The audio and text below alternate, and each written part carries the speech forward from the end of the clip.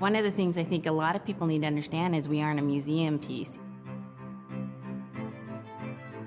The Inupiaq people are a living people and a living culture. Even though we're in northern Alaska, which covers this vast area from Nome all the way over the Canadian border, is that there's this extreme value of interconnectedness and interdependence. It's a hunting society, a gathering society from thousands of years. This is what creates our culture. That special relationship between humans and the natural world and the animals, and that it teaches you how to have a society that doesn't do too much harm to the world. Love and respect for nature, for one another, for our elders. Very, very fundamental value, key to life. Our values are something that bind us all. The importance of sharing with one another, the importance of spirituality, and the connection to the land, our traditions, how we hunt, sharing of stories and songs and dances. I'm Inupiaq. I'm from the Arctic Ocean. Girl Her Nunaq. I am Inupiaq. It's very important to me. It's who I am as a person. And we're very proud of who we are, and we want to continue that.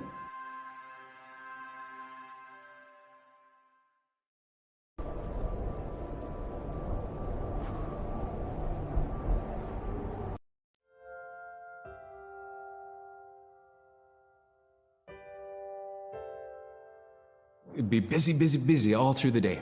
You get up and you just go right to work, right to work. There was always something to do. There's never any idle time. The only idle time we had was after we eat and before we go to bed. One of the older people would just be relaxing, laying down there and saying, it'd be really nice to hear a story. And then just organically, someone would just start telling a story. Storytelling for the Inupiaq people is very important because it not only created that sense of community, but is a way to pass on wisdom to the next generation. It was like TV, It was just like, it was as good as any movie you've ever seen. And the storyteller told it so clearly that it was just as powerful as any of the greatest movie blockbusters you've ever seen. There was a reason behind the stories that we were told because they held traditional knowledge. They held things that we might need to know in life, whether it was about how to find food or how to survive, or it was about well-being and the importance of connecting with people and being a good member of the community. We all do stories. We all live in stories. We all tell stories to our friends, and they need to be told. They need to be heard.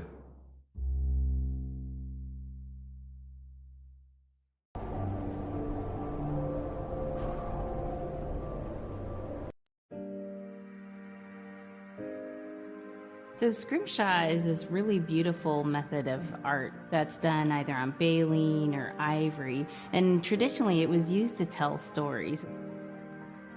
Each etching is telling a story of some event. Caribou hunting was taking place. This is what was going on. War began around this time, and so it sort of gives you a timeline of history through etching. An elder or the person who carved it would literally be able to read the Scrimshaw story. They're like reading a book, in a way. A lot of the storytelling traditions would be things that after the storytelling was done, we'd just rely on the next person telling it. And so Scrimshaw is a very important way for Alaska Native people to record their history.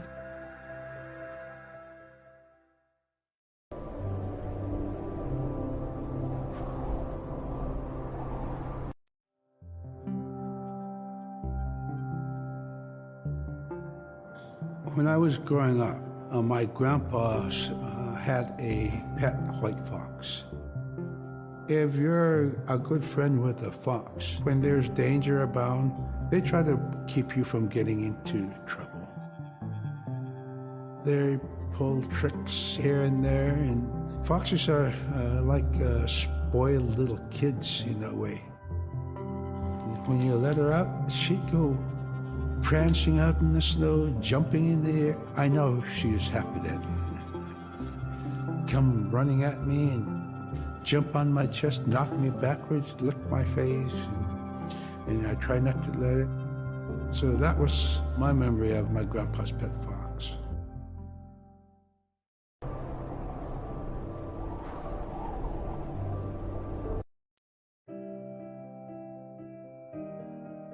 Caribou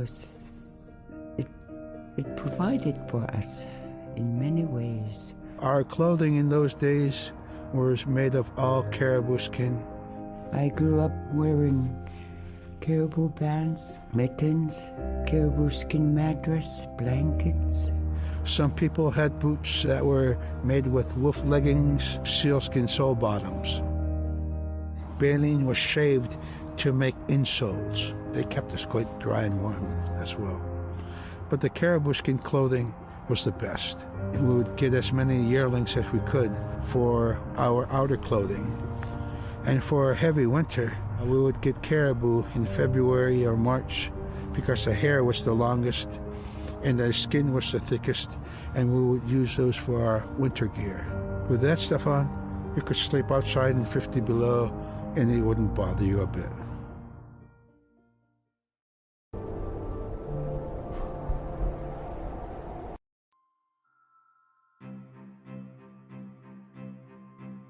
Sija is the weather. It also means the atmosphere. Here's the Nuna, or the land. And it's anything from the land into the moon, the sun, the stars. That's Sija. It's a very spiritual, and we have a relationship with Sija. Sija has a soul in the same way we do as people, in the same way animals do. I think spirit helpers in and of themselves are really about how we're connected with things. And so it may be that there is a spirit helper that shows themselves as a bird to show you the way home, or it may be a spirit helper that actually decides to show themselves with the face and body of a man instead of their animal form.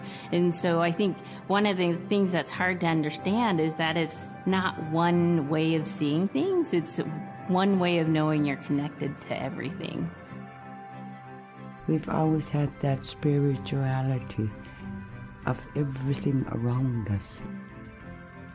It's the interaction you have with the air you breathe, the ocean that you gather resources from, the rivers from which you gather fish, the tundra from which you pick berries, the animals that give themselves. It's all of that.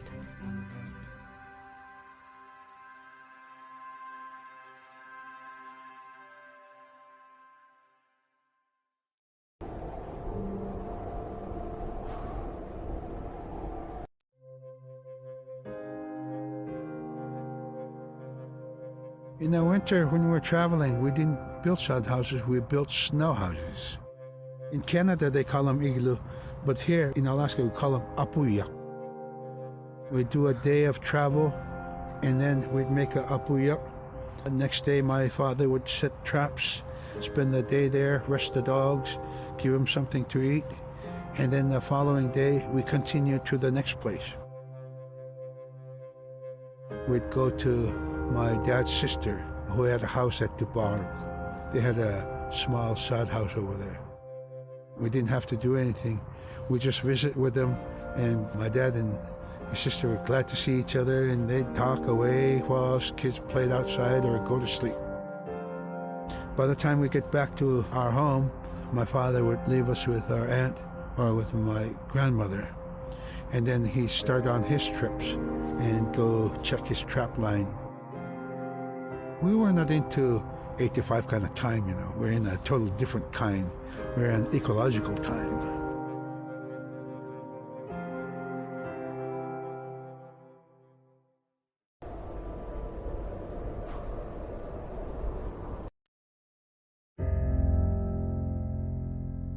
Drum is something that's common to all cultures in Alaska. All cultures have a drum that may have some stylistic differences or differences in the materials that it's made, but it's still in recognition of life and vitality. And the drum mirrors the heartbeat. And when you continue drumming soon, it will be in line with your heartbeat, because that's what it's supposed to be, the heartbeat of the community, and it symbolizes vitality. And it's the most tremendous feeling to be in a room and to have one long row of all the drummers and to have that feeling of unity, everyone beating in harmony, the drum beat in unison. It's the most beautiful feeling. And to know that you're connected, you're on the land that you are connected to. And even if you grew up outside of the community, that which is in you comes from this area. And it's the greatest feeling.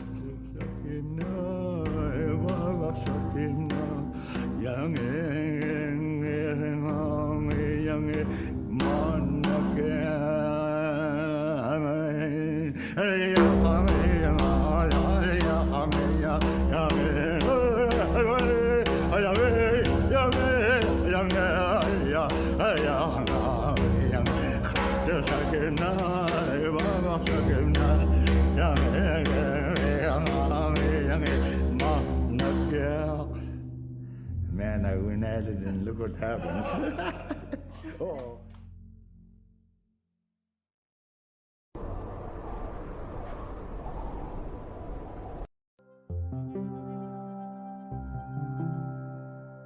They're just like other people. They just happen to be very small and extremely strong. These are stories that are common throughout Alaska. It's normally that people are, size from your elbow to the tips of your fingers, and they possess superhuman strength. So they may be tiny, but they can carry a whole caribou. And if you go up north and you talk to a number of the people in the community, they'll talk about having seen the little people. There's a place at home that we know, but we don't profess it to anybody. But it's not like the boogeyman. They can be mischievous, they can be ornery, or they can be helpers. And every now and then, we might have the opportunity to see them, especially if they want us to see them. The fact that it's across Alaska really tells you something about our history and how we interacted with nature around us.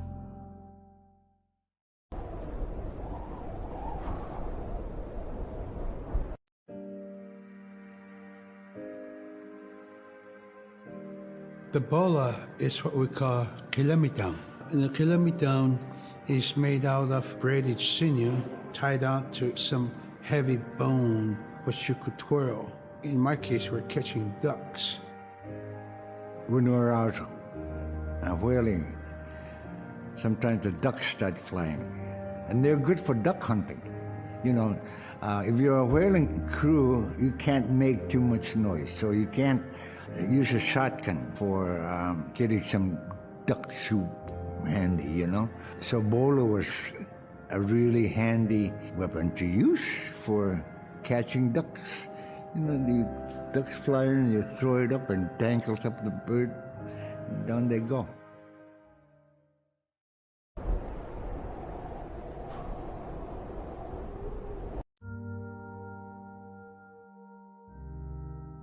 The scaredest I've ever been, I was 12 years old. We floated out on a piece of ice while we were duck hunting. It was a bluebird day, just clear blue skies. And there was 3 of us, myself, my brother, and my dad. Next thing you know, we see this dark shadow on the ice. We look and it goes behind us. So we all jumped up, startled, and my dad, he started running. We got back to the ridge there. The ice had fractured, cracked, and broke off, and we were floating away. We were drifting. It was close enough to where my dad would have made it. He stopped and he thought about throwing us across, and if one of us was on the other side, we would be split up. So he stopped, and he just so happened to have a cell phone on him. 911 didn't pick up. That's the worst feeling in the world right there. 911 did not pick up. So he left a message because they record their calls. Once he had relayed that information, his cell phone died. That was the scariest moment I've ever had in my life. We were floating away and I thought we were left for dead. He kept calm during this situation. He's bringing out everything positive in this case. You know, I'm crying, my brother's freaking out.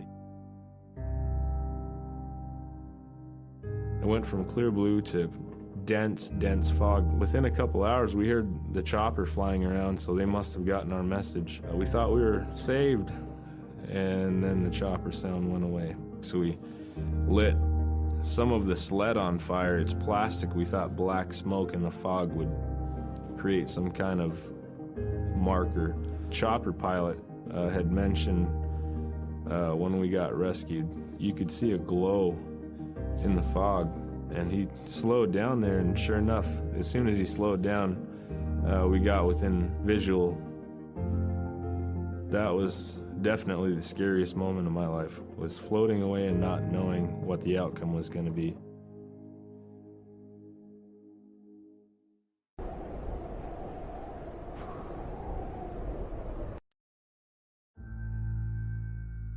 We're very much aware of the climate change. And it's been for many years, even before climatologists were noticing this change, Inuit were already saying, Sila alangoktok. Our climate is changing. If the heat is going the way it is right now, for us it's going to be pretty bad. Different birds are coming, and they're coming earlier, and sometimes rain is more than what we want. Because when there's more rain, we know it's going to melt the permafrost. In my time as a young whaler, when I was 9 years old, we're hunting from ice that was about 25 feet thick. And there was giant icebergs already floating, coming by. That was the first signs of a changing climate. Ice that never broke before was now moving. Now, here it is 50 years later, we're hunting whale from ice that's 18 inches thick. There's no more thick ice. It's creating a malfunction in our whaling season, is what it is. Actually, more than that, all seasons in general. I think we are more scientists than more people will realize. We have more knowledge of those things than people will ever know.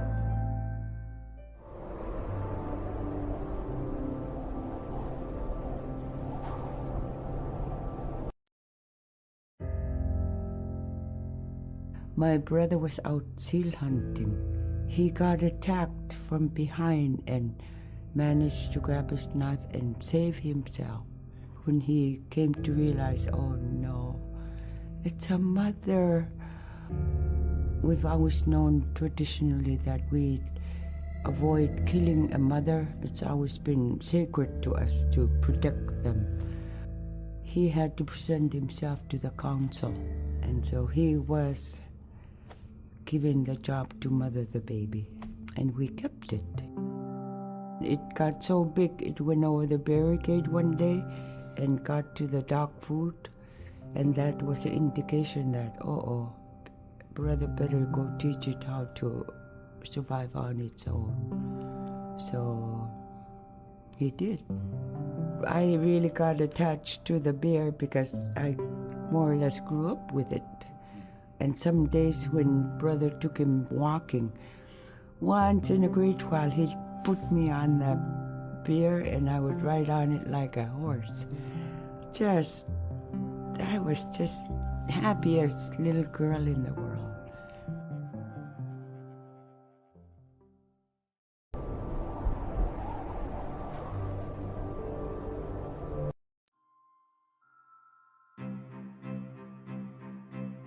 In, Arctic Alaska, hunting is a really important part of life. It's not just about going and shooting something, it's about going and putting food on the table. But more importantly, subsistence hunting isn't just about the insular family unit, it's about feeding the whole community. And I think that's one of the beautiful things about subsistence hunting in Alaska is that people go out and they'll go get, fish, or they'll get a caribou, and they'll get, seals and whales, and one of the first things they'll do is they'll say, I need to take this to the elders. This isn't just about one individual surviving or one family surviving, it's about the whole community. We didn't just go out and kill and put in a freezer. It's like a ritual that I learned from my parents. It's all about relationship. I don't know. I think there's a lot of camaraderie involved, and just being out on the land or being out on the ocean. It's like getting back in tune. I'd rather be out there. To me, once I go out there, it's the world that I learn from.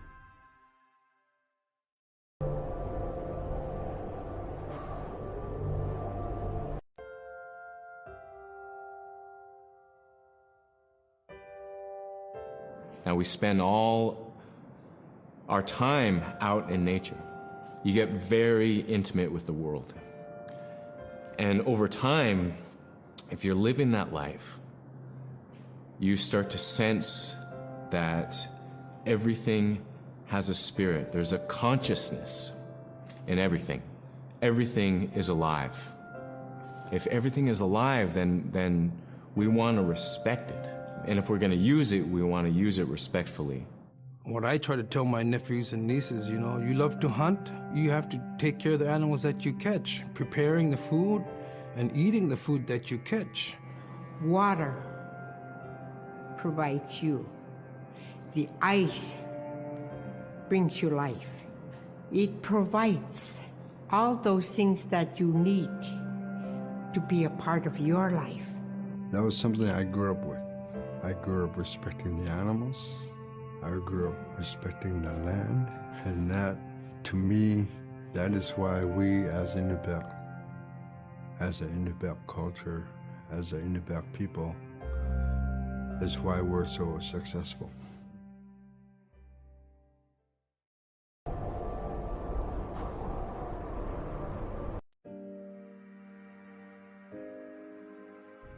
I think most central to the ideology of the Inupiat is the idea of sharing. Being able to feed the community, feed others. That's why we hunt. In the old days, that's what you needed to survive. The sharing is important because it's how the community survives together collectively. We just give. That's how I grew up. That's the way I'm always going to be. Because of who we are, we always think about other people first. If our people didn't share in the old days, we wouldn't have survived in this harsh, climate, environment.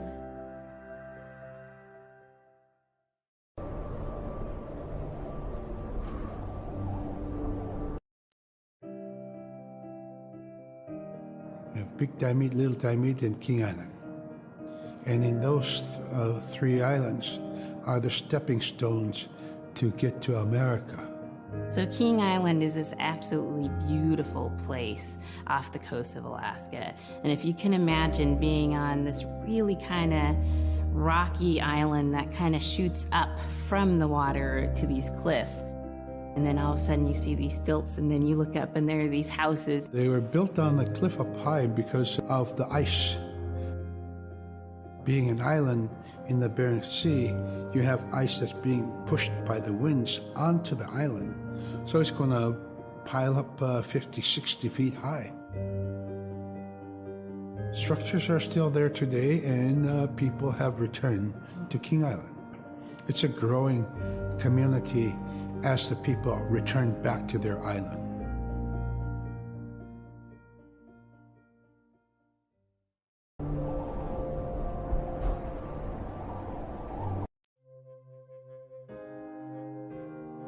When I was young, my mom, whenever the Northern Lights came out, she'd just whistle. Boy, they come alive. Just keep whistling and that aurora will just like, you can almost hear it. And then she explained to me a little bit later that those are children, and children who've passed away when they were children. You don't want to draw them in too much, is what she said, because then they could play football with your head. play Eskimo football, and that's what they want to do. They're always playing, those children up there. Don't play out without your hood on. If you don't have your hood on, the Aurora person is going to come down and chop your head off and play ball with your head. It wasn't like they were trying to do bad, or it was like a scary story or anything like that. It was just, that's how it was. That's what it was.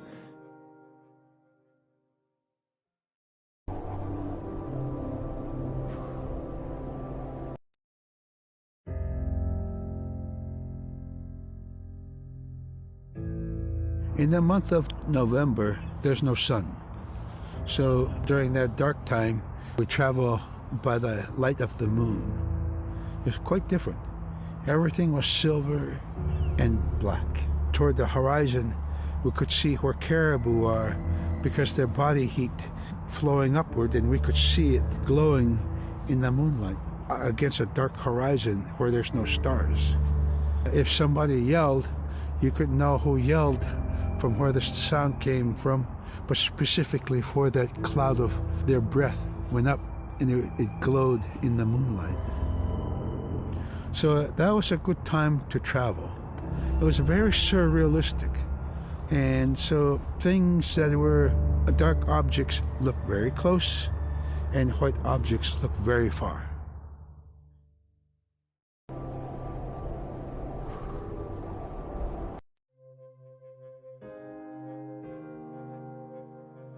We're taught that there's no hierarchy. It's not everything else and then man, humans on top, and they're separate from everything. We're taught that everything is equal, and that all the animals have a human form or can be seen in a human form. And so they have just as much or more intelligence, in fact, have a lot to teach people. And so that's how these transformations can happen. It's if the animal wants you to see it in its human form.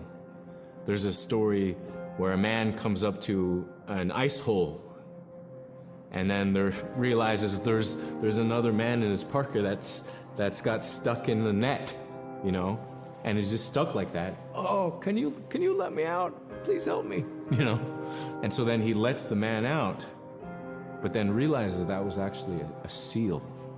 That was a seal man. And just because that seal wanted that help, that seal allowed itself to be seen in human form.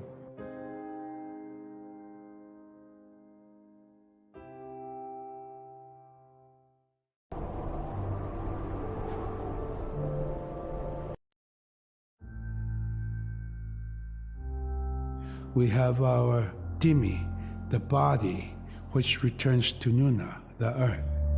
And we have Atik, who is our name that has been passed down to us over the generations. The spirit of our Atik lives on so long as man remembers that name.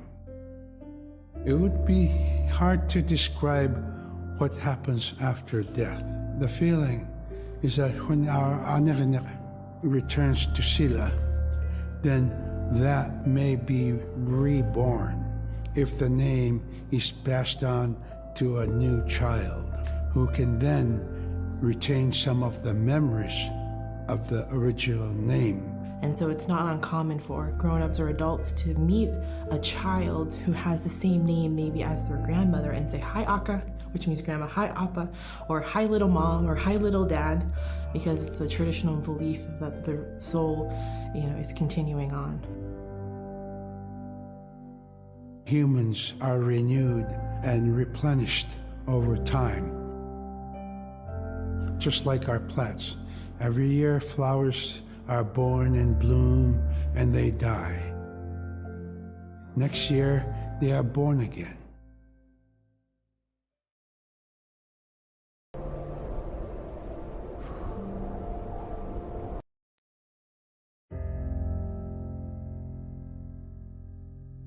The recurring type of character in Inupiaq stories is the Manslayer. And the Manslayer is kind of this bad guy. And I think really what's at risk when the Manslayer comes into story is the livelihood of individuals and the whole community. And so the Manslayer is really used as a way to say, don't act only for yourself. Always hold the community in your heart.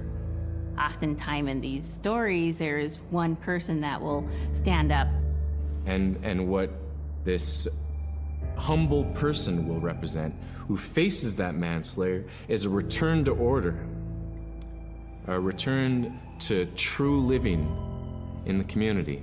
And it just takes that one person. It could just be that one person that can help to change everything. Because everyone wants to live a good life. Everyone wants to have a good community.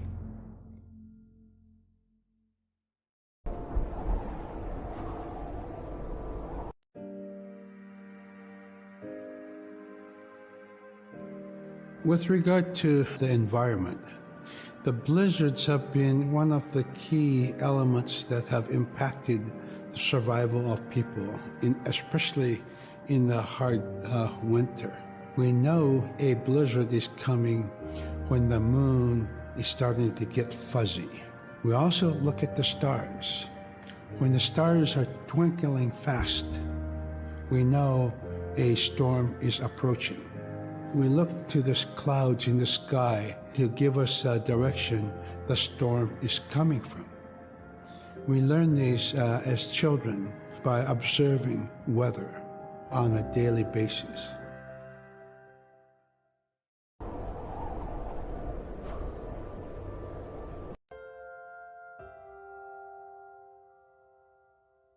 With the story of Kunuuksaayuka, told by Robert Cleveland, it's just a masterwork. It's a well-known story among the Inupiaq people, and in our case, of producing a video game that really reflects Indigenous heritage. It captures the imagination, and it's something that you have a very specific kind of task to do.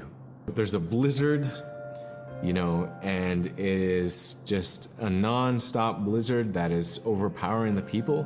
And there's one man that wants to figure it out. And in our case of the story, it's a girl that wants to find the source of that blizzard. The blizzard man, it's like that is the physical embodiment of an element of nature. And so there's a person that needs to go up and take away that's chipping away that snow. In that community, the person least expected is the one who stands up and makes the difference. Humility is something that we value, and where that comes from is the idea that you are not the biggest thing in the world. And when you live in an extreme environment like where the Inuit reside, you're at the whim of the environment, of the climate, of the animals. You can be as prepared as you can, by learning from your elders, but you're not the biggest force in the world.